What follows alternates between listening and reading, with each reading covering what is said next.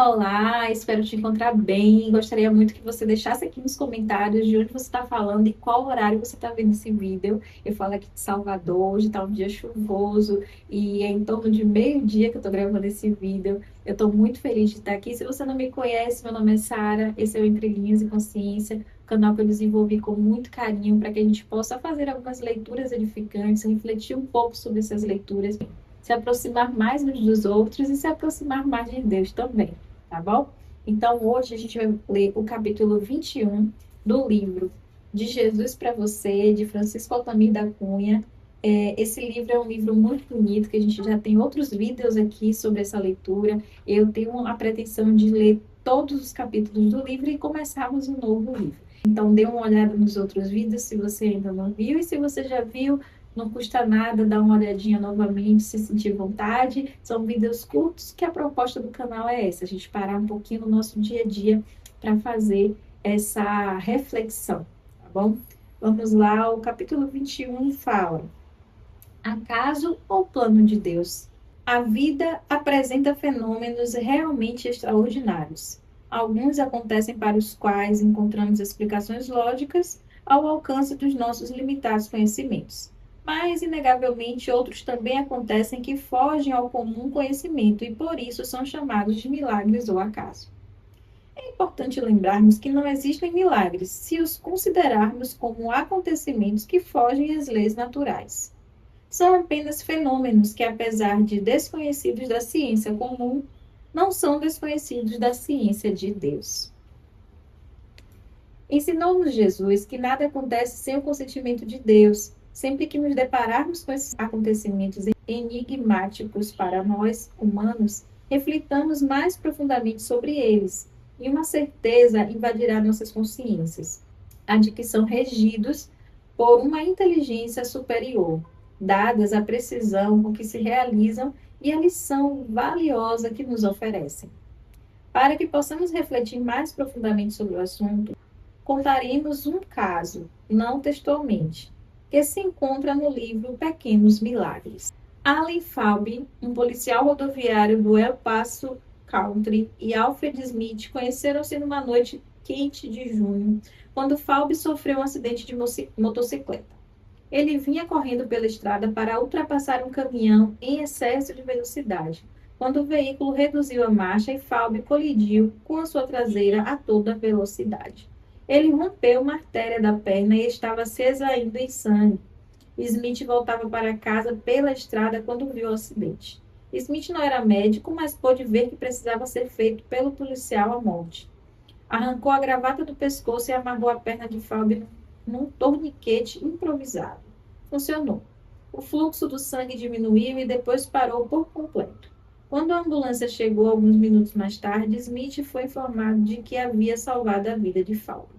5 anos depois, na época do Natal, Falbe estava no turno da noite quando recebeu um chamado pelo rádio do quartel central para ir investigar o acidente ao longo da rodovia. Um carro chocara-se contra uma árvore e havia um homem em estado grave. Ele dirigiu-se ao local e encontrou um homem ferido e inconsciente jogado no assento do carro. A perna direita estava impregnada de sangue. Uma importante artéria havia sido cortada e ele estava morrendo em virtude da hemorragia. Falbe rapidamente aplicou o torniquete acima da artéria seccionada. Quando a hemorragia parou, ele tirou o homem do carro e o deitou no chão. Foi quando reconheceu a vítima. Era Alfred Smith, o homem que havia salvado a sua vida 5 anos antes. O destino, mais uma vez, reuniu os dois homens, e os dois encontros tiveram a mesma finalidade, para que um salvasse a vida do outro exatamente da mesma forma. Que conclusão podemos tirar dessa história? Força do acaso ou plano de Deus? E aí, Francisco Altamir nos deixa aqui com essa indagação, nos deixa com essa reflexão. Sorte, acaso ou Deus? Eu costumo dizer que não acredito em sorte e nem tampouco em acaso. Acredito que tudo tem o poder de Deus no meio. E também o poder da nossa própria ação. Porque muitas coisas que acontecem na nossa vida, nós criamos ou atraímos. E Quando são coisas negativas, eu acredito que as pessoas falam assim, ah, mas Deus permite, Deus deixou acontecer isso. Aí entra aquela questão. Nós temos a responsabilidade pelos nossos atos. As pessoas têm a responsabilidade por aquilo que fazem. E Deus permite que as coisas aconteçam para que delas a gente tire as lições. Então, muitas vezes, de acidentes, de doenças, de coisas que acontecem na nossa vida, mesmo que a gente não tenha uma explicação para aquela vida, quem é reencarnacionista, espiritualista ou espírita, entende que existem razões por trás daquele momento presente, né? Mas, para além disso, tudo na órbita terrestre tem uma ordem, né? Tem um direcionamento espiritual. Não tem nada aqui solto no universo. Tudo tem uma ordem. E a ordem é divina. Além das leis que a gente é regido, né, as leis de Deus. Acredito que todos esses casos, todos esses fatos que acontecem, eles com certeza não são frutos do acaso nem da sorte. Então, se as nossas atitudes elas são positivas, se nós praticamos o bem, se estamos sempre envoltos ali na bondade divina, em ser aquilo que Deus espera que nós sejamos, então, possivelmente, em nossas dores, em nossas necessidades, atrairemos pessoas, atrairemos espíritos bondosos que vão estar ali nos sustentando nas nossas dores, ainda que a gente não veja, mas a gente sente o alívio no nosso coração quando a gente clama, quando a gente ora com fé. E muitas vezes são pessoas reencarnadas mesmo, pessoas encarnadas mesmo, né? Pessoas como nós que surgem do nada e nos resgata de situações, às vezes, de perigo, seja financeiramente, seja ali na iminência da morte, em qualquer situação. Então, eu penso que a gente precisa ter uma fé mais raciocinada, que a gente precisa exercer de verdade essa fé que a gente diz ter, que a gente precisa de verdade exercer essa compreensão sobre Deus, sobre Jesus, que a gente se diz ter, né? Porque a gente se diz cristão, mas no momento da dor a gente se desespera. A gente se desespera, mas quando a gente perde um ente querido, a gente cabe em cima do caixão.